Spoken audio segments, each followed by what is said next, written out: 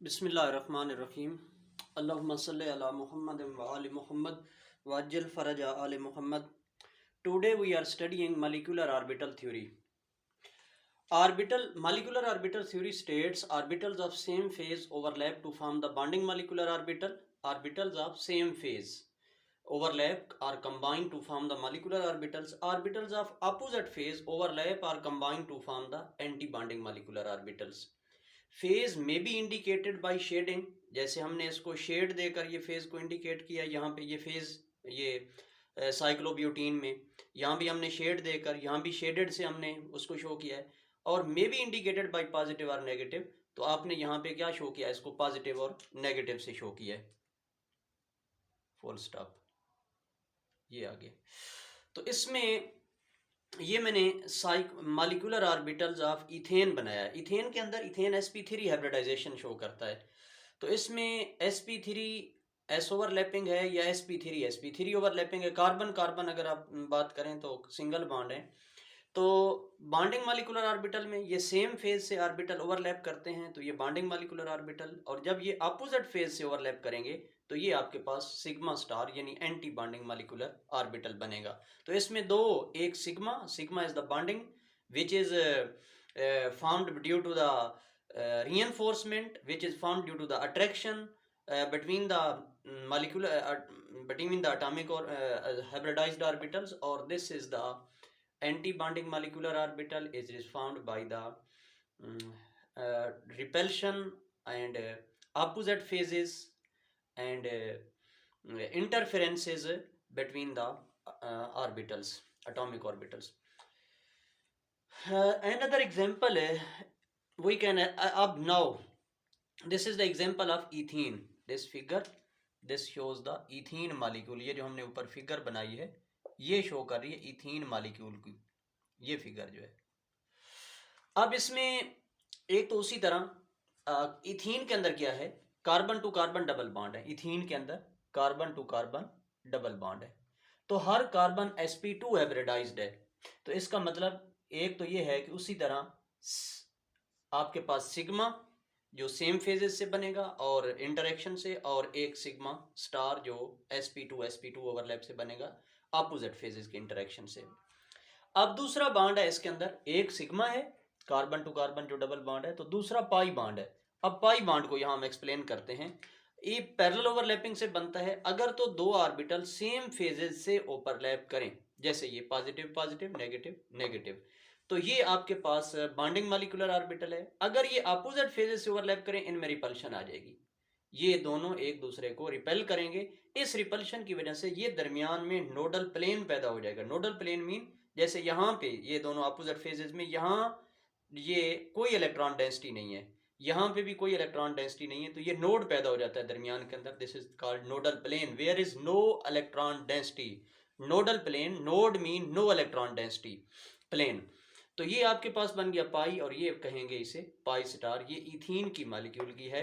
तो हम कह सकते हैं कि in the pi bonding molecular orbital reinforcement, it is formed due to the reinforcement between the p orbitals. This is p orbital, this is p orbital, this is also p orbital.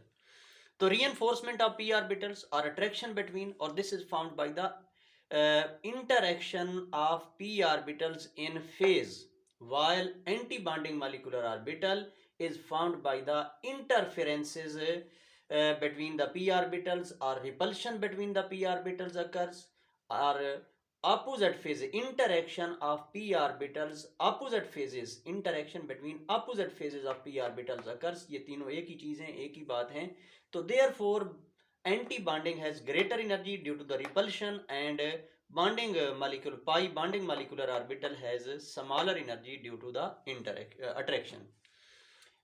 इसको आप इस तरह भी show कर सकते हैं। ये जो बॉन्डिंग मॉलिक्यूलर ऑर्बिटल आपने शो किया, एक तो इस तरह और इस तरह। इसका मतलब ये इलेक्ट्रॉन डेंसिटी है ऊपर, या फिर इलेक्ट्रॉन डेंसिटी है ये नीचे। यानी ये जिस तरह आप समझ लें कि ये हमारे पास एक मार्कर है, बड़ी अच्छी मिसाल आपको समझा रहा हूँ। ये मार्कर है, इस मार्कर के ऊपर ये होल है, इसके अंदर जो सिक्का है, ज़ाहिर है इसके अंदर वो जो लिखते हैं जैसे, या पेंसिल समझ लें, तो वो क्या है, वो एक सिग्मा बॉन्ड है।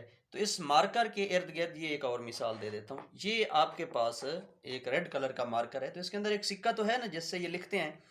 तो ये इसके ऊपर जो रेड कलर का ये होल है, ये पाई बांड है, इसने सिग्मा बांड को हर तरफ से घेरा हुआ है। एक्चुअली ये जो इलेक्ट्रॉन डेंसिटी है वो सिग्मा बांड को हर तरफ से घेर लेती है। ये कुछ इस तरह से इसकी सिचुएशन है।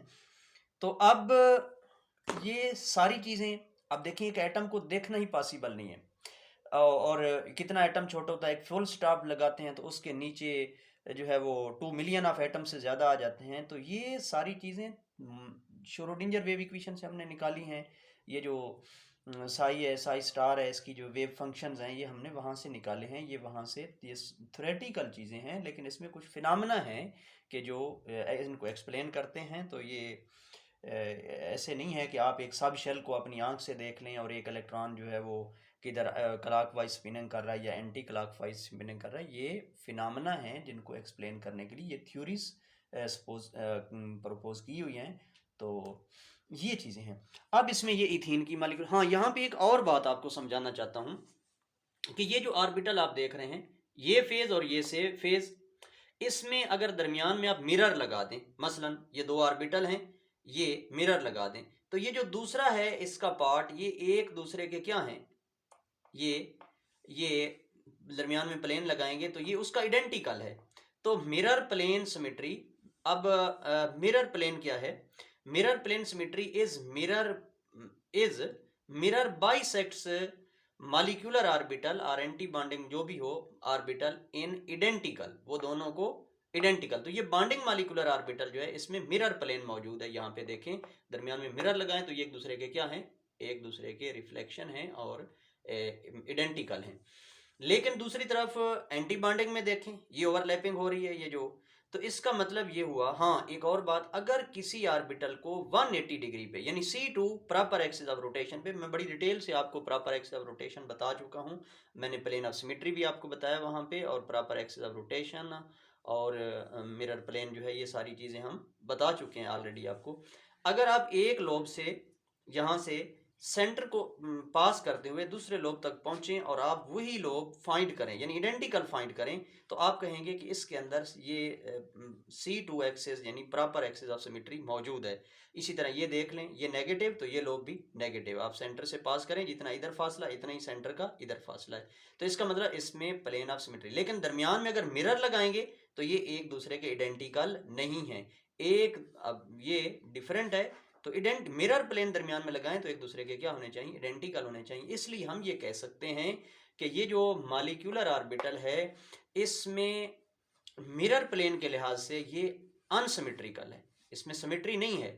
लेकिन ये C2 एक्सिस यानी प्रॉपर एक्सिस ऑफ रोटेशन 180 पे जब रोटेट करते हैं, इसमें मैं डिटेल से आपको एक पूरा लेक्चर इस पे मैंने प्रॉपर एक्सिस ऑफ रोटेशन पे और इस पे जो है वो मिरर प्लेन पे आपको बताया है। तो इसमें ये सिमेट्रिकल है। अब दूसरी तरफ देख लें एंटी बॉन्डिंग को, तो ये मिरर प्लेन के हिसाब से तो सिमेट्रिकल है, लेकिन एंटी बॉन्डिंग वो C2 एक्सिस के हिसाब से ये देख लें तो ये नेगेटिव है, तो ये क्या है, पॉजिटिव लोब है। तो उसके लिहाज से ये क्या हो गया, फिर ये अनसिमेट्रिकल हो गया, ये एंटी बॉन्डिंग मॉलिक्यूलर ऑर्बिटल। तो इसलिए हम मिरर प्लेन जो है सिमेट्री इज मिरर बाइसेक्ट्स, उसको दो हिस्सों में तकसीम कर देता है एंड फाइंड्स द आइडेंटिकल। ये बॉन्डिंग मॉलिक्यूलर ऑर्बिटल में ऐसा है।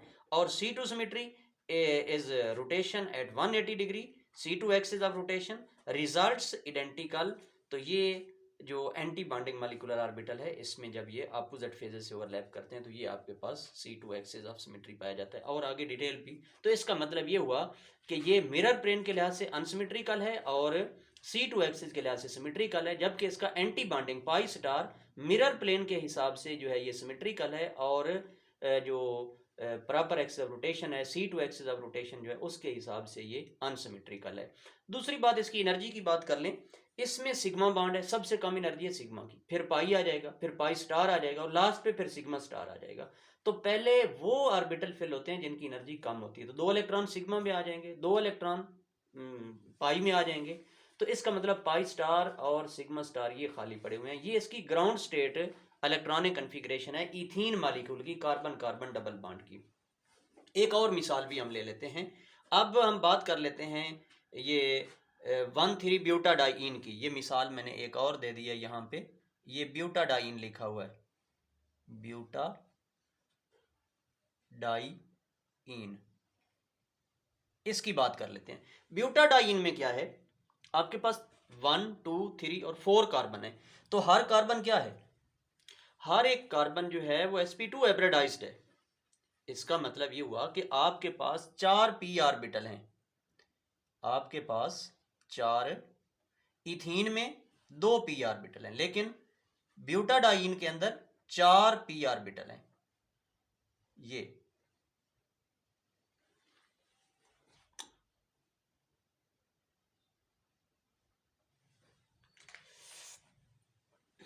तो इसमें आपके पास क्या है कि यहाँ पे 4 p ऑर्बिटल हैं, तो ये सेम फेज से ओवरलैप कर रहे हैं। इसका मतलब ये बॉन्डिंग मॉलिक्यूलर ऑर्बिटल है। ऐसे भी हो सकता है कि ये दोनों सेम फेज और इन दोनों की सेम फेज, तो ये भी बॉन्डिंग मॉलिक्यूलर ऑर्बिटल बनाए।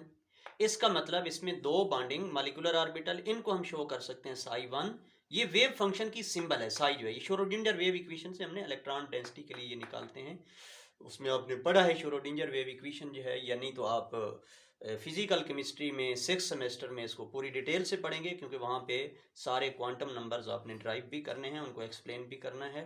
तो ये वहाँ पे आप इंशाल्लाह पूरी डिटेल से पढ़ेंगे। और ये सिमेट्री वाला चैप्टर भी आपने 6th सेमेस्टर में पढ़ना है, group theory and symmetry of molecules. तो वहाँ बड़ी डिटेल से ये चैप्टर दिया हुआ है। तो हाँ, ये आपने पढ़ा है पहले, आप चूँकि 7th सेमेस्टर में हैं तो आपने पहले ये ऑलरेडी पढ़ लिया हुआ है, तो आपको थोड़ा सा आइडिया होगा। आप पीछे वापस चले जाएं। तो ये आपके पास psi1 है, ये psi2 है, ये psi3 स्टार है, यानी ये psi4 स्टार है। ये दोनों बॉन्डिंग मॉलिक्यूलर ऑर्बिटल हैं और ये दोनों एंटी बॉन्डिंग मॉलिक्यूलर ऑर्बिटल हैं। तो ये सेम फेज से ओवरलैप कर लें, बॉन्डिंग, ये भी सेम फेज से, इसकी फेज सेम है तो बॉन्डिंग। अब ये देख लें, ये फेज, ये पॉजिटिव और ये नेगेटिव, अपोजिट फेज आ गई, ये पॉजिटिव और ये नेगेटिव, ये वाला, ये पॉजिटिव, ये नेगेटिव और ये है वो पॉजिटिव, अपोजिट फेजेस आ गई ना इसकी जब ओवरलैप कर रहे हैं। ये वाला ये पॉजिटिव है तो ये नेगेटिव है, या ये शेडेड को पॉजिटिव कंसीडर करें तो अनशेडेड को नेगेटिव कर लें, तो ये अपोजिट फेजेस आ गई, तो एंटी बॉन्डिंग है। इसी तरह इस तरह भी शो कर सकते हैं, क्योंकि 4 आपने 2 बॉन्डिंग और 2 एंटी बॉन्डिंग, क्योंकि इसमें जो है वो 2 डबल बॉन्ड है, ब्यूटाडाईन है। तो ये आपके पास अपोजिट फेज से ये एंटी बॉन्डिंग आ गया, ये भी आपके पास अपोजिट फेज है तो ये एंटी बॉन्डिंग आ गया। तो 4 आपके पास बॉन्डिंग और 4 ये फ्रंटियर मॉलिक्यूलर ऑर्बिटल थ्योरी में मैं ऑलरेडी आपको बता चुका हूँ। ये वैसे आपके सिलेबस में नहीं है मॉलिक्यूलर ऑर्बिटल थ्योरी, लेकिन इसको समझना जरूरी है आपके, क्योंकि frontier molecular orbital theory molecular orbitals को ही एक्सप्लेन करती है, वो होमो और ल्यूमो को एक्सप्लेन करती है। पहले तो आपको पता हो कि होमो और ल्यूमो है क्या। अब यहाँ पे इसके अंदर ब्यूटाडाईन में इसका जो होमो है वो हाईएस्ट ऑक्युपाइड मॉलिक्यूलर ऑर्बिटल है, वो psi2 है। ये देखें, इसका जो है हाईएस्ट ऑक्युपाइड मॉलिक्यूलर ऑर्बिटल, ये इसमें क्या है, ये इसका होमो है, पाई जो है, ये ग्राउंड स्टेट के अंदर इसका जो होमो बनेगा ये पाई बनेगा। और ल्यूमो जो है ये पाई स्टार है, ये लोएस्ट अनऑक्युपाइड मॉलिक्यूलर ऑर्बिटल है ये इसमें। तो इसमें क्या है, ये आपके पास होमो है और ये आपके पास ल्यूमो है। अब जब आप इसके ऊपर लाइट फेंकते हैं तो फिर डिफरेंट हो जाता है, इसके होमो और ल्यूमो बदल जाते हैं। ये फ्रंटियर मॉलिक्यूलर ऑर्बिटल थ्योरी में आपको ऑलरेडी बता चुका हूं मैं। अब एक्साइटेड स्टेट में, ये तो थी ग्राउंड स्टेट में, ये एक्साइटेड स्टेट में ये phi1 और ये phi2, तो एक इलेक्ट्रॉन phi2 से जंप करके phi3 स्टार में आ जाएगा, ये इसका होमो है। और phi4 स्टार इसका क्या है, ल्यूमो है। ये अनऑक्युपाइड मॉलिक्यूलर ऑर्बिटल है और ये वो occupied, highest occupied molecular orbital है और ये लोएस्ट है, तो इसमें बदल जाएंगे वो। जो इसका ये मतलब हुआ कि जो होमो है, जो ल्यूमो है वो होमो बन जाएगा, और होमो से जो ऊपर वाला ऑर्बिटल होगा जो ग्राउंड स्टेट वाला है वो ल्यूमो बनेगा, जैसे ये आप देख रहे हैं। अब इसमें रहा सिमेट्री का, वो भी मैं थोड़ा सा आपको बता दूं। यहाँ पे देखें, ये एक दूसरे के क्या हैं, मिरर प्लेन हैं। तो इसका मतलब ये, इसमें अगर यहाँ पे मैं ऊपर इकट्ठा ही लिख दूं, C2 मैंने लिख दिया है सब के ऊपर, और ये मिरर प्लेन भी लिख दिया और C2 भी लिख दिया, तो सबसे देखें तो ये सिमेट्री है, इसमें मिरर प्लेन सिमेट्री है। लेकिन देखें, अगर आप अपोजिट वो फाइंड नहीं करते, जिस तरह मैंने आपको बताया कि इसमें एक लोब को आप सेंटर से पास करें और अपोजिट, जैसे वो आप क्रॉस कहते हैं, क्रॉस करें सेंटर को, और दूसरा उसी तरह का लोब फाइंड करें, तो फिर तो C2 सिमेट्रिकल है। अगर नहीं फाइंड करते तो इसमें नहीं फाइंड करते, ये पॉजिटिव है ये नेगेटिव है, तो इसका मतलब अनसिमेट्रिकल है। C2 इसका अनसिमेट्रिकल है, proper axis of rotation symmetrical है, अनसिमेट्रिकल है।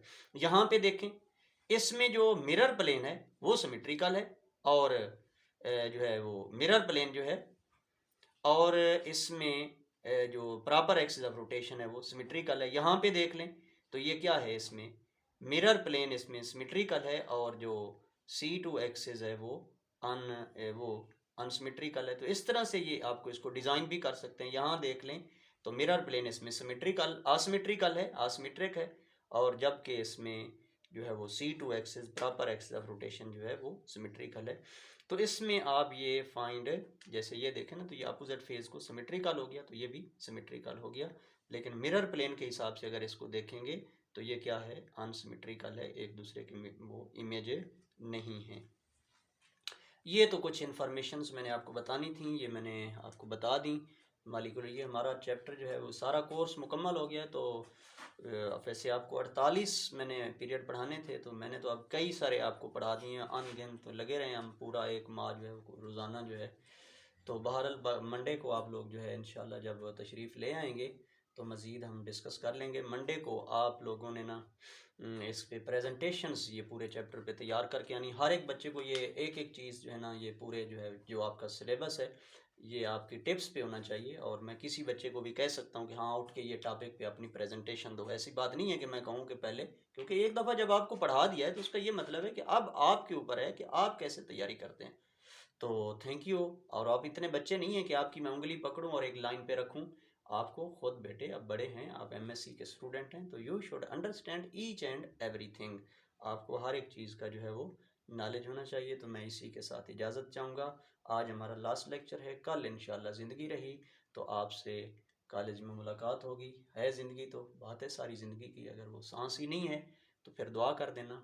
तो थैंक यू, फिर अल्लाह हाफिज़। अल्लाहुम्मा सल्ली अला मुहम्मद व आले मुहम्मद वाजिल फ़रज आले मुहम्मद।